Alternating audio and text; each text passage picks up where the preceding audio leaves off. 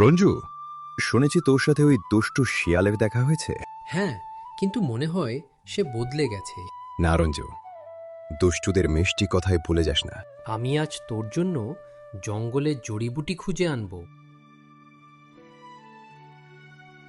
রঞ্জু, জড়িবুটি কোথায় আছে আমি জানি, আমার সাথে চলো।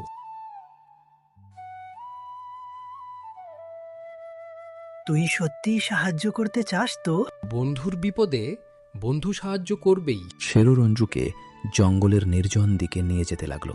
গুঞ্জন ভাই, রঞ্জু একা জঙ্গলে গেছে। শিয়ালটা ওকে ক্ষতি করতে পারে। চিন্তা করো না, আমি নজর রাখছি।